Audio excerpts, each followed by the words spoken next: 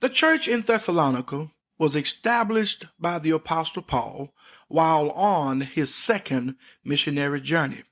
It was a model church. We will see this clearly as we study this awesome book. Paul also speaks of this church, this body of believers, as being an example to the Corinthian believers in 2 Corinthians Chapter 8, verses 1 through 5.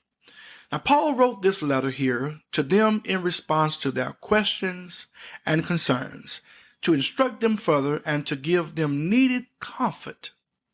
Because in the city of Thessalonica lies the belief that there was no life after death. In fact, a heathen inscription in Thessalonica read, "After death, no reviving. After the grave, no meeting again." These young converts had questions and concerns concerning this, so Paul addressed it in this letter. Now, this epistle has a threefold purpose. Number one, to keep these young saints rooted in the truth. Number two, to encourage them to continue to live holy. And number three, to comfort them regarding the return of Christ. There is definitely life after death. I trust that you're already there at 1 Thessalonians Chapter 1, and we are going to read verses 1 through 4.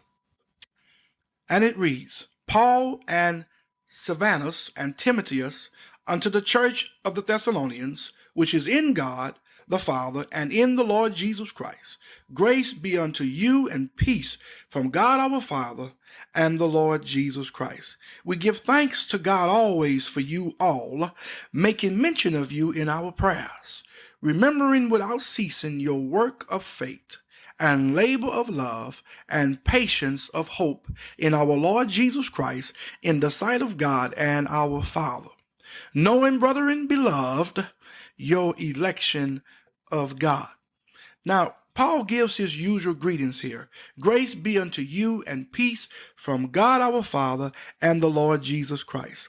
Now, Paul always gave thanks to God for this body of believers and constantly kept them before God in his prayers. That's awesome. And then we see that there were three things Paul constantly remembered concerning the Thessalonians. Number one, their work of faith. Number two, their labor of love. And number three, their patience of hope in our Lord Jesus Christ.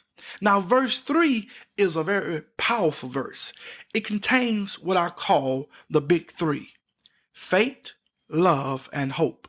Paul says this in 1 Corinthians chapter 13 and verse 13. "And now abideth faith, hope, and love," or charity.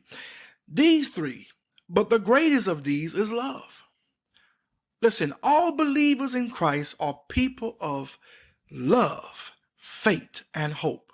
Then he goes on to say in verse 4, "Knowing your election of God." We know that we were handpicked by God. Paul makes this clear in Ephesians chapter 1 and verse 4, which reads, "According as he had chosen us in him before the foundation of the world, that we should be holy and without blame before him in love." We know that we were chosen by God before the world was brought into existence. Verse 5, "For our gospel came not unto you in word only, but also in power and in the Holy Ghost, and in much assurance, as ye know what manner of men we were among you for your sake." Now, Paul says here that the gospel they preached unto them were not given in word only, but also in power and in the Holy Spirit and in much assurance. Now, let's look at this verse. He says, not in word only. Listen, a person must first hear the word of God. Romans chapter 10 and verse 17 reads, "So then faith cometh by hearing, and hearing by the word of God." But it doesn't stop there, because the word of God is a supernatural book. Without the Holy Spirit, the gospel is merely words. With the Holy Spirit, it is the power of God unto salvation to everyone that believes. It is the Spirit of God who illuminates our minds to see and to understand what is written on the pages of the Bible. Verses 6 through 10. And ye became followers of us and of the Lord, having received the word in much affliction, with joy of the Holy Ghost, so that ye were ensamples to all that believe in Macedonia and Achaia. For from you sounded out the word of the Lord, not only in Macedonia and Achaia, but also in every place. Your faith to God is spread abroad, so that we need not to speak anything. For they themselves show of us what manner of entering in we had unto you, and how ye turned to God from idols to serve the living and true God, and to wait for his Son from heaven, whom he raised from the dead, even Jesus, which delivered us from the wrath to come. They became followers of Jesus Christ. They received the word in much affliction, with joy of the Holy Ghost. The affliction did not affect their joy. And because of this, they were examples to all who believed in Macedonia and Achaia. But not just to them. They were examples to the rest of the believers in Christ everywhere.